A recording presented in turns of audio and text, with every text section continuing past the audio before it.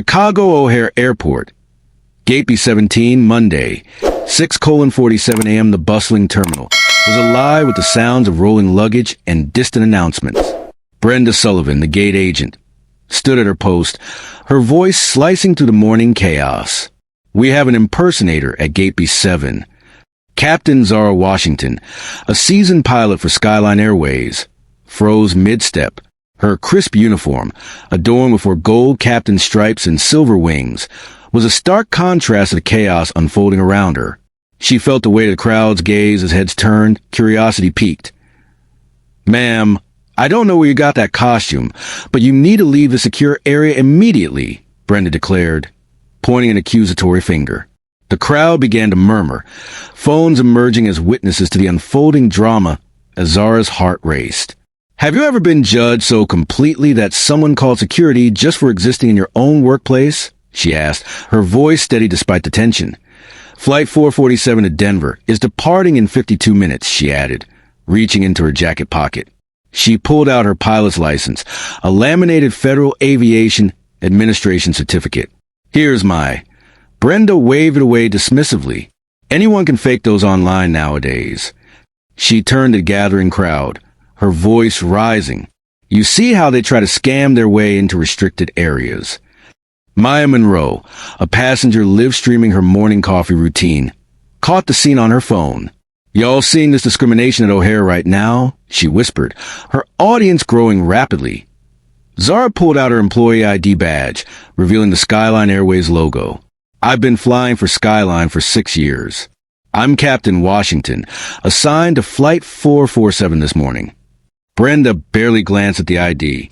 "Real pilots don't look like, well, you know." Her words hung in the air, heavy with implication. The crowd's murmurs grew louder, and Maya's live stream viewer count skyrocketed. "This is insane. She's obviously a real pilot." Comments flooded in, urging others to report Brenda. Just then, co-pilot Jake Morrison appeared, rolling his flight bag. "Captain Washington," he called, his face brightening before darkening at the scene. "What's going on?"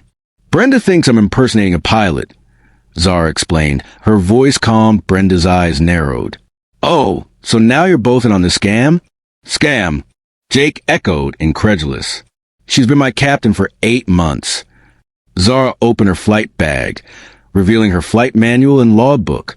"Here's my route study for today's flight, current weather conditions, and my logbook showing 3,847 flight hours." Brenda swept the documents aside. "Anyone can print fake paperwork. I've seen this before, people trying to sneak into cockpits, commit terrorism." The word sent a ripple through the crowd, and several passengers stepped back. Maya's live stream viewer count hit 2,891. "This is racial profiling," someone shouted from back. Just then, Supervisor Tom Richards emerged from the jetway, his Skyline Airways badge swaying. "What seems to be the problem here?" he asked, his tone suggesting he already had a conclusion in mind. "Brenda believes this woman is impersonating a pilot," Jake interjected. "She's been assigned to this flight." Richards looked Zara up and down, his gaze lingering disapprovingly. "Ma'am, I'm going to need you to step away from the secure area immediately." "Tom, this is Captain Washington," Jake insisted. "She's been with the company for 6 years." "Impossible," Richards replied, dismissing Jake's words. "Real captains report through proper channels, not by wandering around terminals in costumes." Maya's live stream viewer count hit 8,942. The comments a torrent of outrage. "Get her badge number. Call the news." As the tension escalated, Zara's phone buzzed with a reminder for a board meeting at 9 a.m. She dismissed it quickly, but not before checking her briefcase one last time. "Maybe you should call your supervisor or check the crew manifest system," Jake suggested to Richards. "I don't need to check anything," Brenda snapped. "I use my eyes and common sense, and both tell me this person doesn't belong in a cockpit." 2 airport security officers approached, their radios crackling. Officer Martinez, a veteran, surveyed the scene. "Ma'am, can you show me some identification?" Zara reached for her license again. This time, Martinez examined it closely, comparing the photo to her face. "This looks legitimate to me," he said, turning to Richards. Richards snatched the license from Martinez's hands. These things can be faked. I've seen them on the dark web. Tom, Jake warned, you're making a serious mistake here. Anyone can fake a phone call, Richards announced to the crowd. Voice changers, accomplices, sophisticated scams. Officer Martinez looked incredulous. Sir, you just heard the chief pilot confirm her identity. Zara's phone rang. The caller ID showed Chief Pilot Anderson. Good morning, Chief, she answered calmly. Washington, where are you? Flight 447 should be boarding in 20 minutes. I'm at Gate B7, sir. There seems to be some confusion about my crew assignment. Confusion? You're scheduled as pilot in command on the Denver route. I assigned you myself last Friday. Richards grabbed the phone. Let me speak to whoever that is. Mr. Richards, the gate supervisor believes I'm impersonating a pilot. Zara explained. A long pause followed. Put Richards on the phone now, Anderson ordered. Richards reluctantly took the phone. This is Tom Richards, gate operations supervisor. Richards, what the hell is wrong with you? Captain Washington is one of our most experienced pilots. Get her on that plane right now. The crowd murmured as Richards stood frozen, still holding the silent phone. Maya's live stream comments exploded with vindication and anger. Anyone can fake a phone call, Richards insisted, but Officer Martinez shook his head in disbelief. Zara opened her briefcase, revealing thick legal documents and a bound report titled Discrimination Audit Confidential. Miss Sullivan, I believe there's been a misunderstanding about who I am, she said, lifting the laminated document. I'm Captain Zara Washington. I've been flying for Skyline Airways for 6 years. But as of 6 a.m. this morning, I'm also the new Regional Director of Operations for Skyline Airways Midwest Division. The terminal fell silent. Richard's face drained of color. That's impossible.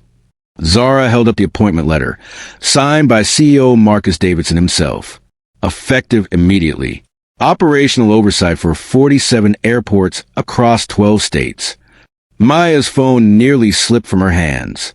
The live stream comments exploded. She's the boss. Plot twist of the century. Amanda Foster, a reporter from Channel 7 News, rushed through the terminal entrance. This is Amanda Foster, Channel 7 News, reporting live from O'Hare Airport, where we're witnessing what appears to be a discrimination incident involving an airline pilot. Zara smiled for the first time since the ordeal began. Perfect timing, she murmured, her voice carrying a different quality now. Captain Washington, can you confirm that you've just been promoted to Regional Director? Amanda asked. The promotion was finalized at 5:30 a.m. this morning. Zara replied evenly. My first official duty was to conduct an unannounced assessment of gate operations and crew treatment protocols. Richard's face turned pale as Zara continued. Every interaction today has been documented. Ms. Monroe's broadcast provides excellent real-time evidence, as does Channel 7's coverage. Zara pulled out a small recording device. I've been documenting everything since 6:47 a.m. Officer Martinez stepped back involuntarily. This is unprecedented coverage of workplace discrimination being addressed in real time at O'Hare Airport, Amanda reported. Skyline Airways hereby implements zero-tolerance discrimination policies effective immediately, Zara announced, her voice steady. Any employee engaging in discriminatory behavior faces instant termination without severance. The crowd erupted in applause as Zara continued, outlining the immediate creation of a Chief Diversity Officer position and a $50 million passenger dignity fund for discrimination victims. As the live stream viewer count soared, Zara concluded, this morning's incident demonstrates that discrimination still exists in our industry, but it also proves that systematic change is possible when leaders commit to accountability. The crowd listened in rapt attention as she outlined the transformation of a major corporation in real time. The discrimination that had defined one morning was becoming the catalyst for generational change. 6 months later, O'Hare International Airport Maya Monroe walked through Gate B17, the same spot where her live stream had changed everything. A small plaque now marked the location. Project Respect Launch Site, February 13th, 2025. 6 months ago, I witnessed something that restored my faith in justice. She spoke softly to her camera. Today, I'm seeing the results. The transformation was palpable. Gate agents wore new badges reading Dignity First, and the Speak Up Skyline app had logged over 3,000 positive interactions. Zara Washington's promotion had triggered industry-wide transformation. The O'Hare Protocol became standard practice across major airlines, and the ripple effect of change was felt throughout the aviation sector as Maya concluded her update. She reflected on the power of one moment to reshape institutions. Zara didn't just fight for her own dignity. She built a foundation for all of our dignity. And that's how real change happens. One system at a time, one policy at a time, one moment of courage at a time.